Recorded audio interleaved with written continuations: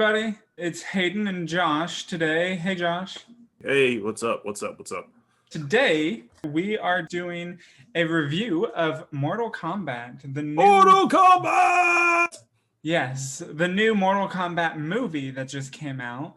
Yes. Not to be confused, not like I don't want to, hype anyone up about a new game because that was last year. That may have even been 2 years ago. I don't really remember at this point. What's time? Possibly 2019. I think that's when the last new one came out. Yeah, and that was MK11, which is wonderful. I played it today because this weekend, since I saw the movie, I was like, okay, I'm gonna play the game again. So no, yeah, this is a movie. I personally like. I feel like this is so many people. I loved the first two. I grew up with them though. Like that was definitely part of my childhood. I also grew up with Mortal Kombat, and so I was gonna love it no matter what. Like, of course, the classic two movies, they're bad, but they're good. They're good bad. It's since those, of course, there's been a lot of new changes and additions to the Mortal Kombat lore, and this movie does some interesting things. Actually, Josh, did you ever see? So, what in terms of like Mortal Kombat live action stuff have you seen? I've only actually seen the first movie. It is what it is. What it is. At the time, they wanted to put the experience from the games into the film, but they didn't have the technology at the time to get those effects. But I respect that they tried to do something like that. I know from back then there was a lot of hype when that one came out because Mortal Kombat was so was still very fresh and very integrated into the zeitgeist or pop culture. Did you ever? So they did a few. I think they did like 2 different web series or something. It's been a long time since I've watched any of that. But did you ever see those? I think it was Mortal Kombat Legacy, but I could be wrong about that exact title. No, I haven't seen any of those. I know HBO Max also had a Scorpion's Revenge. Was that a? Yeah, that was not live action. That was animated. I actually haven't seen that yet, and I thank you for reminding me about that because I need to look that up at some point. But no, they did. They were like YouTube. It was a YouTube series. I think it was actually before YouTube TV was a thing. So I don't know. I don't know much about YouTube TV, anyways. So I can't really speak to that. But yeah, it was really cool. It was mostly them doing like origin stories for like the main characters, which was really cool, and it was very well done. It was well acted, I think, and it definitely had good graphics or decent graphics. This was quite a few years ago now, but it was really awesome, and it got me and I'm sure a lot of other people hyped for more stuff. But this is an actual official movie. What were your expectations going into this movie?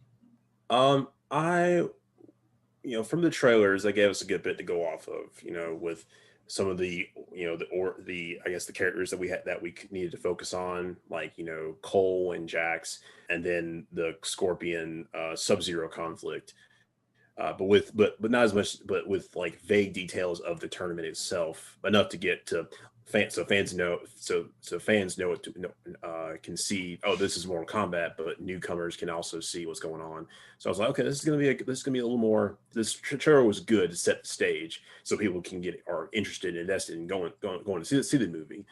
But I wasn't exactly sure how everything would play out. Right. Yeah. Actually, and you know what? You didn't really say anything, but I don't know why I just thought of it. It's a good thing to adjust.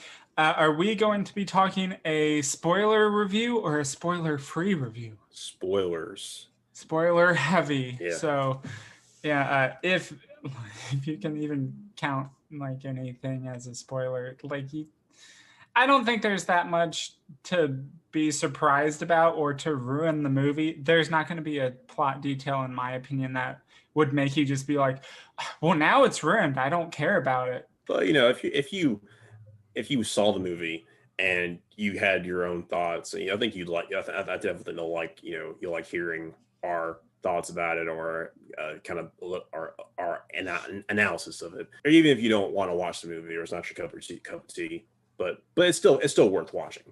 Yeah, yeah. So, I mean, my expectations, honestly, like going into it and after the trailers and stuff, again, I am a huge Mortal Kombat fan. I've never been like great at the games, but I've always Same. loved them. I've bought like every one basically that since they've at least since like PlayStation 2 era, I think, because Mhm. I remember getting Deadly Alliance, Deception, Armageddon, Shaolin Monks. I didn't keep it, but I think I bought Mortal Kombat versus DC Universe, and then I think I sold it or returned it or just lost it. I don't know. And then of course MK9, MKX, and MK11. MK9 I had on the 360, and now I have on my computer. And MKX I have on my Xbox One and on my computer. And MK11 I only have on my computer. But it's yeah, so I make sure to pretty much stick to getting all the games. There's only a handful, if even that I haven't played, like Mortal Kombat, Mythologies, Sub-Zero. There was Special Forces. I think I played Gold, but that was a long time ago. Anyways, point being, big MK fan. Yeah, so that means I actually know a lot of the lore and a lot of the deep cuts that you may have noticed in the movie if you are a fan, or may have just totally gone over your head if you're not that invested in the series. So I expected it to be fun, flashy, Mhm. definitely flashy. Yeah. I did not expect a particularly strong story, even though I think the Mortal Kombat universe has a relatively strong story, Yeah. Yeah. just because, again, how much lore there is built up in the universe there now. Hmm. And they have their comics and everything, so I think they've done more than a lot of people think. But it's yeah, I was like, they're gonna do their own thing, and I'm gonna have to just not be upset or bothered by that. Yeah. um so yeah, I mean, I didn't have like particularly high expectations for it to be like a great movie, but I figured it would be fun and I was gonna enjoy it anyways. Yeah. um You knew it being whenever this was filmed, 2019, 2020, that the special effects would be top notch, top oh yeah. tier. But of course, what they give you in the trailer doesn't mean that they're gonna, it doesn't spell out, that how well the story is going to play out, or if or how good it's going to be. But I think there's definitely room for, improvement, and for further, you know Installments. for further installments or more lore in future sequels. Yeah, and they definitely, I think they've been pretty upfront about this too. They are definitely setting up for a franchise. Like Hmm. they've Yeah. even announced, I can't remember the main guy's name. And I think it was the main character who's actually a completely new character to the Mortal Kombat universe. His name's Cole. I don't remember his last name or anything. I don't think it's Hisashi. I don't think he kept Hanzo's name. Yeah, so I think he might have been the one that they talked about being signed on for further movies in the franchise, or it may have been whoever played Liu Kang. I can't remember. I thought it was the person who played Sub Zero. Oh, maybe it was him. Yeah, What do but I I can know? I can I can see both of them coming back for future installment sequels. Yeah. So yeah, they again, they definitely are setting it up for franchise, Hmm. which good for them. I mean, Yeah. that gives them more room to expand and really do some interesting stuff. Which, like, I definitely did not mind bringing in a new character, because like they bring in Hmm. new characters a lot. Like Yeah, yeah. they bring in new characters all the time. I was a little disappointed about like his gimmick, I guess, like his power. Yeah. They did this whole thing where they actually gave them all like superpowers. That's at least what one character calls it, I think, at some Yeah. point. I think Kano calls it that. Kano calls it their superpowers, but it's called Hakonin. Arcana? Yeah, Harkana. Yeah. Yeah. And that's what they're whatever their special abilities are that they can use to fight off those other realm fighters, because otherwise yeah, not gonna last long. Yeah. And I mean, the way they did that, to me, that stuff was just kind of like, it was eye rolling. Like, they all have, it's like, they have the mark, and it's some standard Mortal Kombat dragon logo, and it's like, okay, yeah, that's original. I thought that was fine. Because it's like, okay, this person has the potential to be, a fighter, or maybe they're already one of the best fighters in the world. Like if there was a list, they would be on that list, like definitively be on that list of to fight. And then of course the abilities was like, okay, I guess that makes sense. They couldn't have actually gotten those already, but whatever. Yeah, because I mean, it's fair. Like it's been a weird thing for especially some of the characters in MK history, anyways. Like because they've kind of leaned into it more in the games more recently, but what is it like? Well, Kano doesn't necessarily. He never really has like a superpower type thing, because usually in the games, I believe it's just like his eye is like cybernetic, and that's usually how he can do the beam. But in this, they actually made it like that's a ability that like his eye can like do the laser thing. Yeah, I feel like I want to watch the trailer. Like he had a cybernetic eye, or I guess the way they showed him using it was like, oh, you couldn't really tell. It could have been that, but it was obscured. But I think they probably should have given him the cybernetic eye. I mean, also though, like with that, they teased it. Like they made you think that it was gonna happen. The first time he got scratched by a reptile, it's like he's gonna get the covering, and it's gonna be cybernetic. So it's like no. And they teased it a few times, I think, about him losing his eye. He should have lost his eye after getting half his face scratched. Oh yeah, like that. Definitely should have. But some of the abilities, like some of the Arcana things, were a bit weird. I wasn't too on board with what they did with Cole. I guess I understand it, but it just seemed very disconnected from everyone else's. Yeah. He got armor and it was able to produce those blades of his, but it didn't feel, it didn't feel earned really.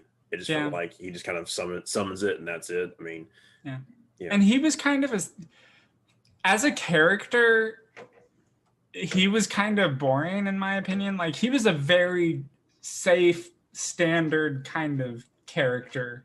Yeah. It's like, I'm a fighter, but I lose, and what I can win fights, but I'm protecting my family. Yeah, so pretty boring, but the other characters, the rest of the characters were generally really good. Of course, the one who basically stole the show, I think, is pretty clear. It was Kano. Yeah. Mm-hmm. Yeah. They gave him a lot. Yeah, they gave him they gave him the humor. He was definitely the comic relief. Yeah. Which, I mean, I don't know. I was torn about at first because I'm just like, first of all, they made Kano like sort of a good guy for most of the film, but like if you know anything about the games, you're like, Kano is just the biggest jerk ever. Yeah. He's a mercenary. He only does what he does for himself, and he's always on the side of the bad guys. Yeah. Actually, he's always on the side of himself. It actually worked out through the movie because he starts out as, Bad guy. Bad guy, not well, quote unquote bad guy, kind of in it to win it. Wants to do things his way or have things to work out for him, and then it kind of sets him up to work with the initial crew. But then, of course, when offered the chance to have whatever he want, yeah, of course he's gonna change hands, Yeah. and join the other side. And I just want to say one thing that I was a little bit disappointed by with him, and I kept waiting for it. He didn't do his signature attack, which I don't know if you're familiar with what his signature attack is. He does the cannonball spin, where he like defies gravity and spins like a cannonball in the air towards his opponent. It's wonderful. It's horrible because people spam the crap out of that all the time. It's usually too good. It can be punished pretty easily in the games for the most part if you're prepared for it. But in the whole kind of thing, he only got the laser eye. He didn't get any other abilities to where that could have been a thing. Yeah, and again, that was kind of where I was like, okay, I guess they're trying to make it seem a little more grounded, as much as you can. But yeah, so it's like, okay.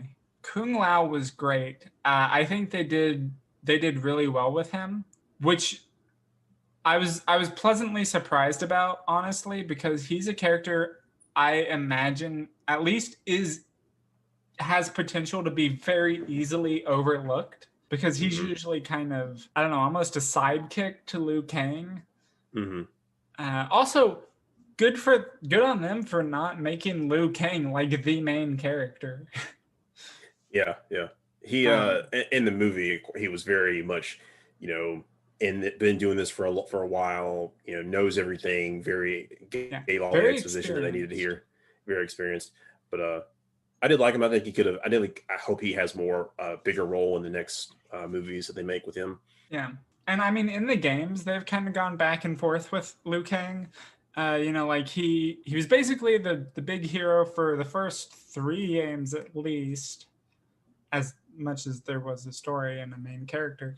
And then I don't really know about 4, but like Deadly Alliance, he gets killed, and then he comes back as a zombie in Deception and Armageddon.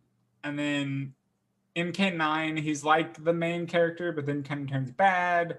Sort of. It's complicated. MKX, he comes back as a revenant, so like a zombie type thing, basically. Not really a big bad guy, but definitely gets closer to that. And then in MK11, it's just weird. He's simultaneously a really bad guy and the main good guy, kind of complicated. Again, as I said, but yeah, he's usually like the center of everything. But yeah, again, I'm glad they didn't do that this time, because yeah, I think we've all seen enough Liu Kang focus. Yeah, it was. They did do well with him. I love as I play in the game, so I enjoy Kung Lao playing as them, because the hat.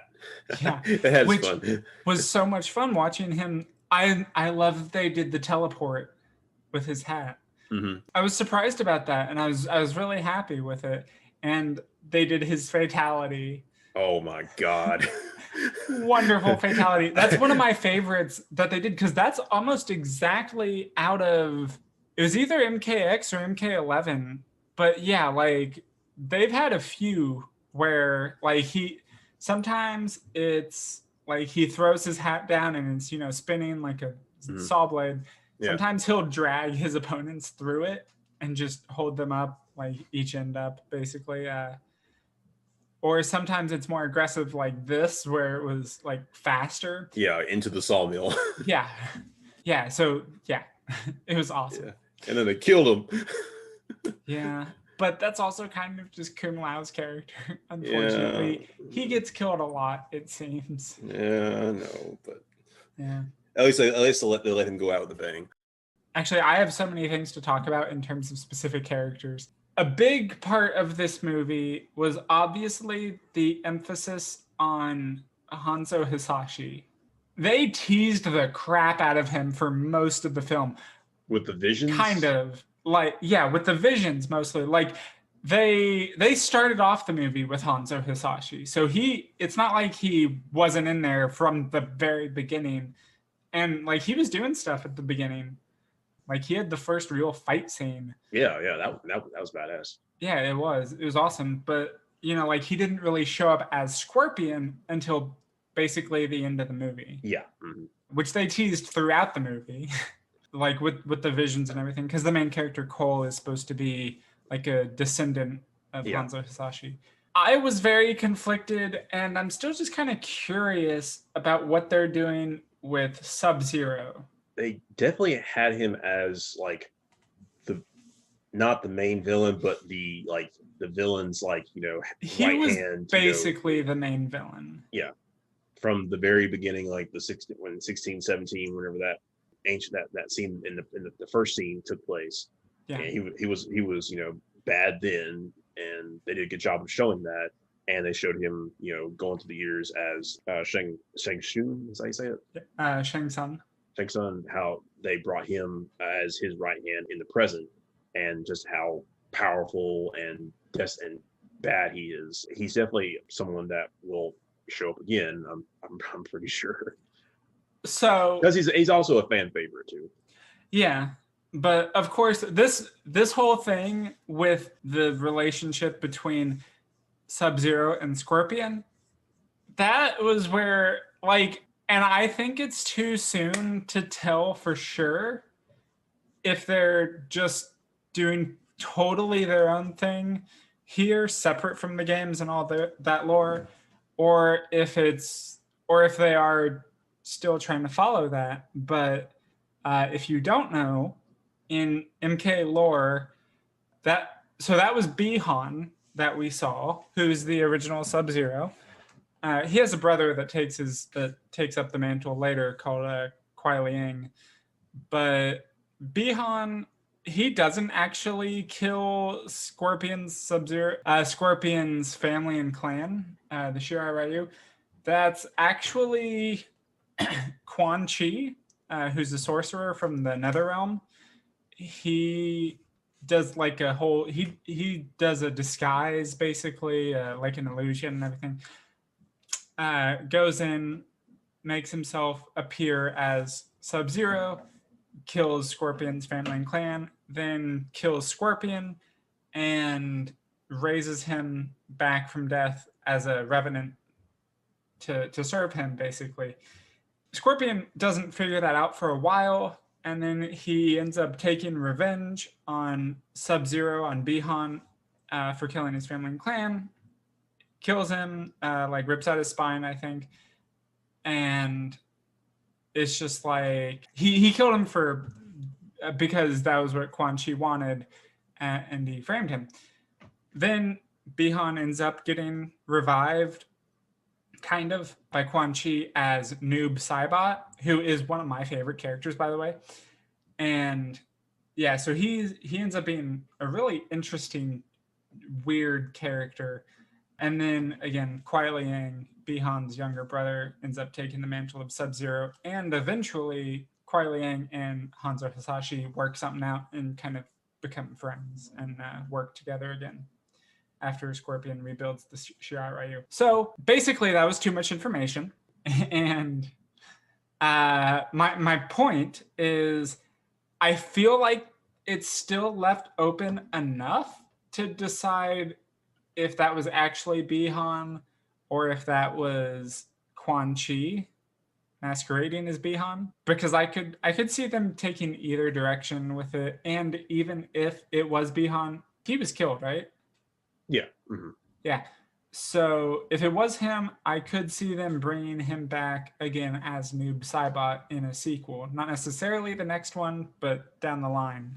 Mm-hmm. But yeah, Shang Tsung brought up, did a whole Black Mist thing where he like enveloped all of his fallen, fighters, and so that does leave room for them to come back, in sequels. I think that will be a good thing though. If they decided to use his younger brother to kind of add another character to the mix and gives that conflict another, some rejuvenation. Yeah. And of course, the like Sub-Zero is never necessarily a bad guy. Like he's usually kind of a good guy, but it's complicated. They don't necessarily have everybody be definitively good or bad. It just kind of depends. Like the Lin Kuei generally are bad, but that's usually because of the leadership taking over, and especially once the cyber initiative takes hold, they're generally seen as bad, and they follow orders of Shao Kahn. But Sub-Zero, Kuai Liang in particular, kind of rebuilds the Lin Kuei and puts them on the side of Earthrealm. But will they do? Is that something that you see them doing in different movies? Because I think they want to go with having like a definite set of good guys and bad guys. Yeah, but again, like this is where he is generally a good guy. I'd say Bihan probably wasn't, which is why I think they set him up as a bad guy in this. But again, it's kind of complicated. Like there's the factions that are all kind of fighting each other, or not necessarily each other, but and then so it's kind of the faction, and then the individual members from factions can kind of go either way. But yeah, like one character I was really happy to see, because I don't know why, she's just always been one of my favorites, was Natara. Yeah. I don't know if you're familiar with who Natara is. I don't even remember much of her backstory, honestly. I just remember she showed up first in, I want to say it was Deadly Alliance, but she's an interesting one. She's like a vampire bat kind of person. Mm-hmm. Really interesting character, very like obscure.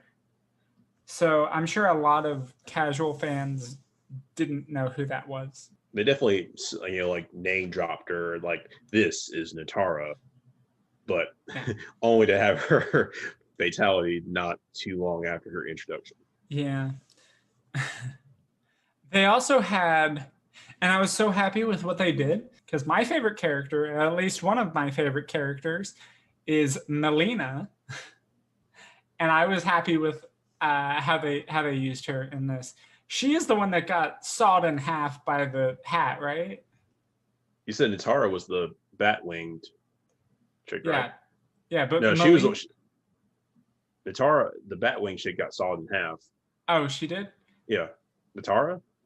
Yeah, but I'm talking about Melina now. Melina was fighting Cole, but then Sonya came in after getting her. That's right. And she just got her Hakan after killing Kane.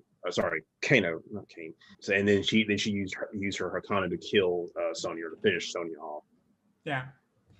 Which I felt was a little rushed. Yeah. I thought it was good that it had her and Kano had their squaring off, and they were rivals in the games. As they're rivals in the games, or they were rivals in the movies. It was fitting for her to kill him, but then kind of forcing she gets the mark, but then she just goes in and kills Melina just like that. It was like, okay, that's whatever. But I mean, I think it also does speak to just her character, and I think they built her character up well enough to make it feel earned on her part. At least that's how I took it, because she has been prepared, just like always prepared for battle and everything. She's a skilled fighter anyways. Yeah. So just giving her those powers, which it's weird. I'm pretty sure that's one that's never been like an actual power. She usually has wrist, like things that she mounts on her wrist that shoot those beams. But and here they just made it like an energy beam that she can just shoot. Again, the weird crap with the Hakanos, or having that as a plot device, then having that be, it's like, okay, it works, but it also kind of doesn't work. One of my favorite moves with Melina, and this is one reason I love her, is like she does this teleporting kick a lot of times. And I love that they kept having her teleport around everywhere. Yeah. Also, one thing I was kind of iffy about based on what we had seen in the trailers, they just, kind of gave her like some smudgy, like bloody stuff around her mouth. But then it did get to a point where they actually, like, she opened up her smile. Yeah, yeah. And she had the whole tart cotton teeth Yeah, thing. I thought that was a good effect. Just have her like be she passes, she can pass as a human, if she wants to, but then when she's fighting, yeah, she brings the girl, she opens up. Yeah. Yeah. And yeah, so like she was great. I thought they did a much better job with her than I had feared. Even though again, she wasn't really a main character. She was kind of a main villain ish. Yeah, she was definitely on the other side. Yeah. How'd you feel about how they handled Goro? I was just thinking that actually it was fine. He was kind of underwhelming. Yeah, yeah. It's like, ooh, they it was like, oh man, they sent Goro after them. I was like, Goro's definitely gonna kill at least one member of his family or something. I wasn't sure what to expect. But then it's like, okay, Cole gets his Akano and he just whips Goro just like that. I was like, oh, okay, that's not a lot of justice for Goro there. Yeah. Especially one that's probably that was shown on the wall as like being one of the victors of Mortal Kombat. Yeah, no, he's like Goro's supposed to be like Shang Tsung's champion. Yeah, he's like basically the big reason that Outworld has won 9 out of 10 tournaments. That was a bit of a weird thing. They didn't actually have a tournament. Yeah, that's right. And they were building up for a tournament, but then they were just like, you know what? Since neither side is playing by the rules, we're just gonna like jump the other side and try to beat them, so we don't have to have a tournament. Yeah, it's like okay. Which again, I think for the sequel, they need to. I think this gives them room to slow things down and actually have a legitimate tournament with similar stakes involved. There were. I'm just saying in general, there were a lot of good design choices for characters. Oh yeah, yeah. Like Cabal was great. Like even Sonya, like she had a pretty basic outfit, but it was like you could tell it was Sonya pretty well, even if like they didn't just have her name all the time. But like she looked pretty much true to how she's presented in the games. Mm-hmm. Same with just about everybody. Obviously, Sub-Zero had a good outfit, but it was really dark. It wasn't like they didn't really focus too much on a blue. Yeah, the blues weren't as flashy. They were very dark. It was a lot of more gray than blue. But yeah, they had good designs and everything. Yeah, all the characters look pretty legit, like straight out of the games. Yeah. And I know this is a thing that hopefully it seems like it's getting better just in general, but I was also very glad that this was not, and I don't think they really did this in the original movies either, but I could just be misremembering it totally. This also did not feel whitewashed at all. Yeah, it was everybody was represented as they were supposed to have been. With mostly an Asian cast, and the character and taking some liberties with other characters, like especially with Melina. Yeah, and it all worked out.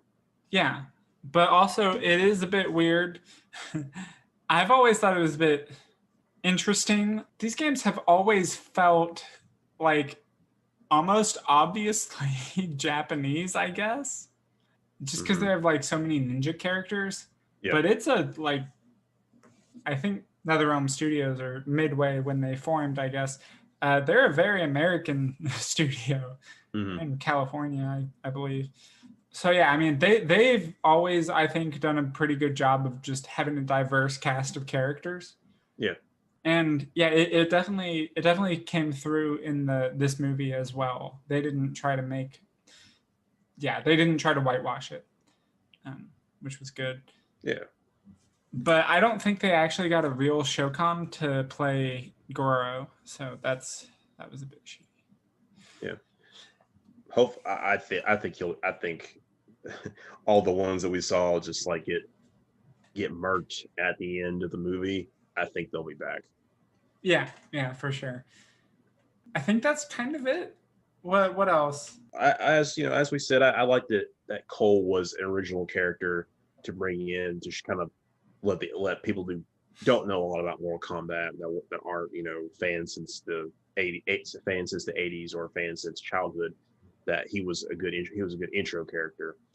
I feel his personality though could have had a little more to it. I think he could have afforded.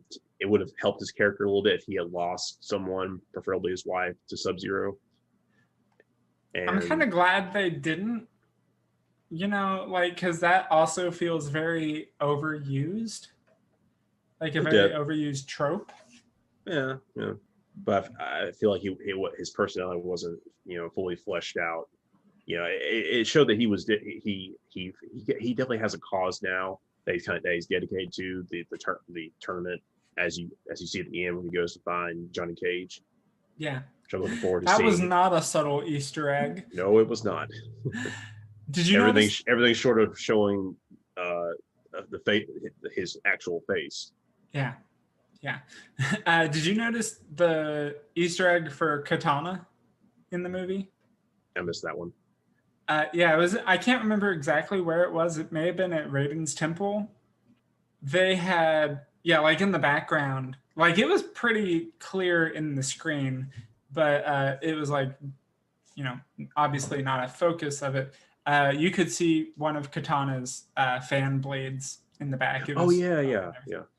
But I thought that was kind of cool. Yeah, it wasn't like pointed out. I know Kano stole that medallion, and then told to put it back. I actually kind of forgot they didn't do anything with that. That's Shinnok's amulet.